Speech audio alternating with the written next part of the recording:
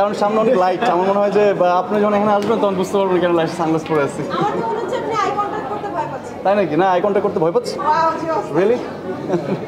এখন বেটার। এরপরে আমার মনে হয় যে পরিচালকরা বা যারা হচ্ছে আসলে আমার প্রডিউসার যারা আছে ওরা আসলে যেরকম করে ভাববে ওরকম করি, আলাদা করে আমার ভাবনা নেই।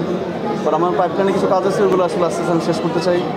দেন এই তো ভাই একটা সময় আসলে আমরা আপনাকে শোবিজ ইন্ডাস্ট্রি যে জায়গাটায় পেয়েছি, আপনি তো র্যাম্পের জায়গায় মডেলিংয়ের জায়গায় খুব সময় দিতেন, এখন সেই জায়গাটা একটু গ্যাপ পড়েছে। সেই জায়গাটাকে আসলে মিস করেন নাকি নিজের কারণে এই জায়গাটা একটু গ্যাপ দিয়েছেন?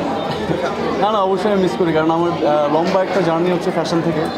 আমি অনেক বছর কাজ করি, তো মাঝে মধ্যে আমি র্যাম্পে হাঁটা অনেক মিস করি অফকোর্স। অ্যান্ড যেহেতু আসলে প্রফেশনালি আমি অ্যাক্টিংটাকে আসলে অনেক আগে আসলে বেছে নিই, তো যে কারণে আসলে ফ্যাশনের সাথে আমার ওরকম ইনভলভমেন্টটা নেই।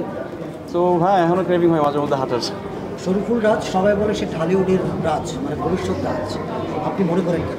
আমি তো জানি আমি সিম্পলি অ্যান অ্যাক্টর, তো আমার মনে হয় যে আমার যে কাজ আমার কাজটা আমি করে যাবো। তো আমার সবার কাছ থেকে দোয়া চাই। অ্যান্ড লাইক প্রচুর বাংলা সিনেমা দেখুক মানুষ, যেরকম করে আসলে বাংলা সিনেমা দেখার জন্য ভূমিকা পড়ছে, এটা আমার জন্য অনেক দারুণ একটা ব্যাপার, আমার মনে হয় সবার জন্যই।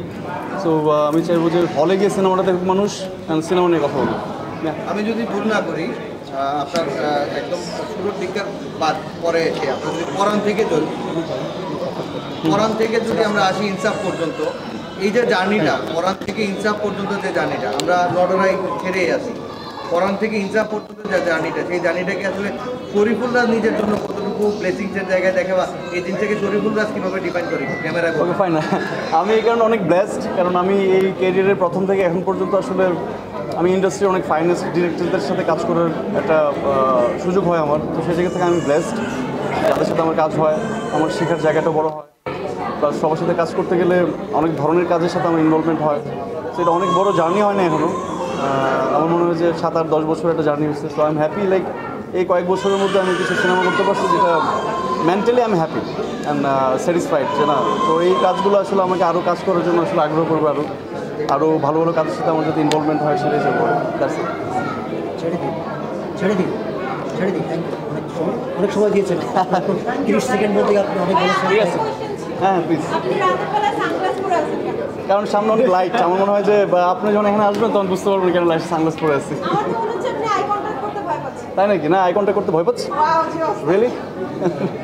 এখন better. Okay, thank you very much. Thank you ভাইয়া। তাহলে ড্যান্স পার্টি এটার সিক্রেটটা বলে যায় আপনার fashion fashion look, right right. অনেকে ফ্যাশন নিয়ে বলেন। আপনাকে অনেকে তুলনা করে হচ্ছে রণবীর সিং এর রণবীর সিং, এটা আসলে আপনি কিভাবে দেখেন? আমি কারোর মতো না। রণবীর সিং না ভাইয়া, প্রত্যেকটা নায়কের তো একটা স্টাইল, আপনার স্টাইলটা আসলে একটা আইকনিক জায়গায় পৌঁছে যাচ্ছে, মানুষ প্রশংসা করে স্টাইলে, সেই জায়গা থেকে কী বলবেন? স্টাইলটা আপনার কাছে কী?